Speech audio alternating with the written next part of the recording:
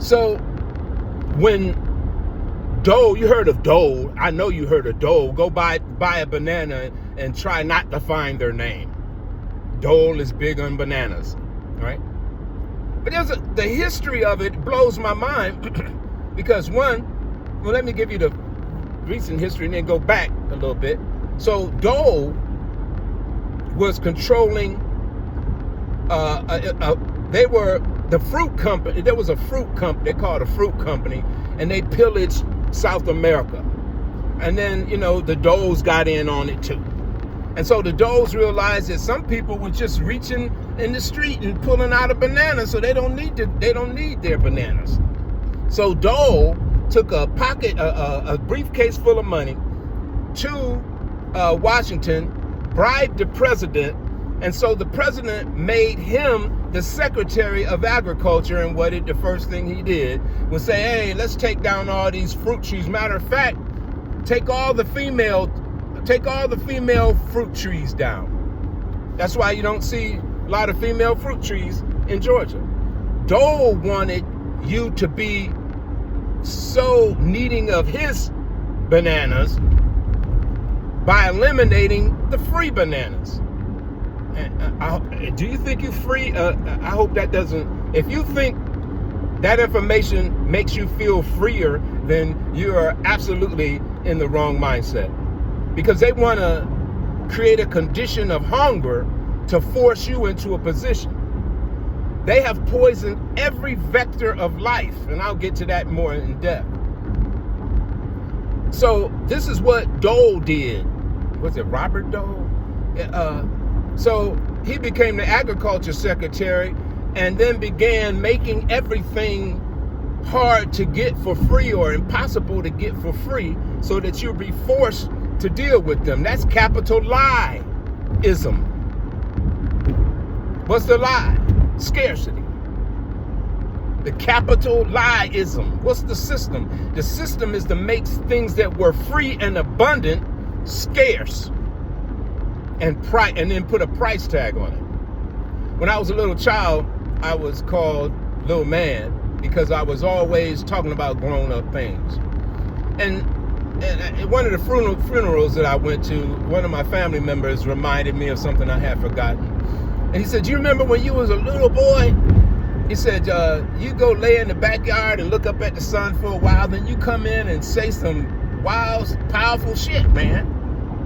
I said, what are you talking about? He says, you went outside, laid in the grass for about half hour, came back in and said, now this was in the 60s. I came back in and said, they're going to pollute all the rivers and streams so that there's no safe water source. And then they're going to force us to buy water from bottles. And then they're going to make the bottles somehow poisonous so that it messes us up. And I remember my mother and other folks would say, boy, you don't know what you're talking about. Go on outside and play. And they remembered it too, because at the funeral they said, man, I remember you said this, that. And that's what's happening today. It's exactly what's happening today. And so when you find someone who has that kind of foresight, if you have a child in your family that has that kind of foresight, nourish it. Don't try to quail it, because the solutions for today and tomorrow's problems is not in the womb, but it's in the nuts of the man. And the man contemplates those things. He contemplates how to create solutions. And in that contemplation, he's a living being. He's got volition. He's got the production that allows him to produce the moving volition sperm cell. And that sperm cell now has the answer to his contemplations, right? So that's why I see a lot of TikTok showing their kids and how the kids are correcting parents. Mommy, should you be wearing that with your butt hanging out? Or, mommy, I don't want McDonald's. I want some home cooked food with I want real food, mommy. You're hearing you're hearing them speak wisdom to a parent who has been so mentally toxified that truth is beyond their reach, because we've been in America so long. Now, I've got to get back to my original proposition that you're not a citizen. You've been fooled into thinking you were.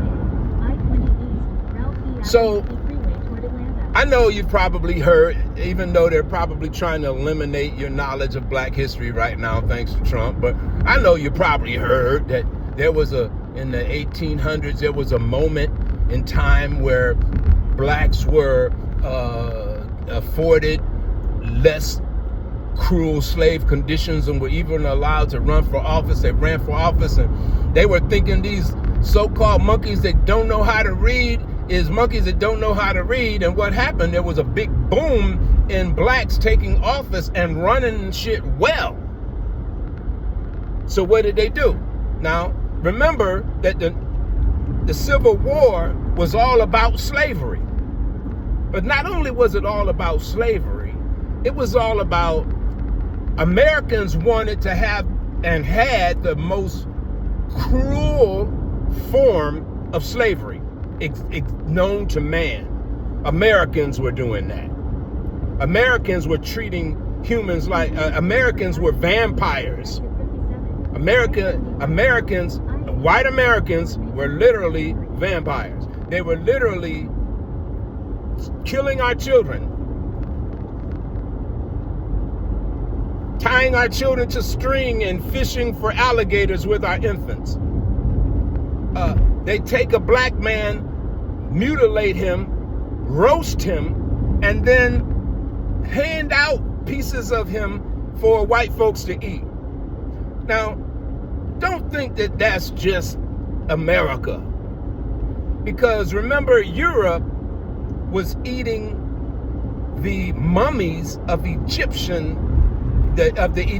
in the tomb. And they were black Egyptians in the tomb, by the way. There wasn't no Arab Egyptians in the tombs. So they were literally, in Europe, it was fashionable to buy mummy parts and eat them. Look it up. You're looking up European history. No black nation. The Moors didn't go over to Europe and force white folks to eat cadavers. No, they taught them how to wash their ass. They brought civilization twice to the European continent.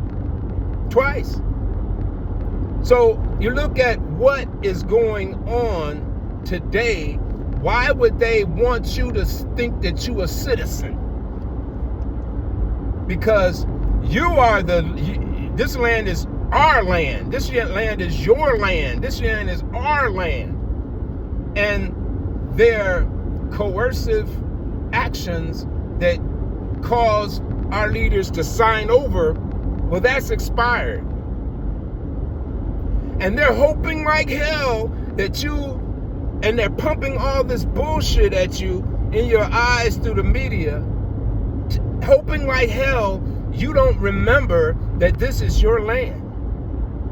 They're hoping beyond hope that you will buy the okie doke that all of us came from Africa as slaves and that bullshit. Show me all the slave boats. Show me. No. What you have is a genetically recessive world ender teaming up with other genetically recessive world enders to create a fascist, Zionist, and Nazi-like nation. That's where we're at. Prove me wrong. I tell you what, I've got $10 to your one. If you can't prove me wrong, send me $1 to $ People's Justice Fund. And if you can prove me wrong, I'll send you $10. Reach out, yesanthony@yahoo.com. Challenge me. And I can prove to you, because you'll be sending me money. So this is part 2, but it's a series. I've got a long ride. and we're going to do this shit. So why would they want us to believe that we are citizens? Because all of our true rights are not in citizenry. And if you are not a citizen, but you go to a court claiming you a citizen, that judge can do whatever the fuck that judge can do whatever he wants to do to you, because you're not showing that you're even making sense. Let me get you this is about part 3 or 4.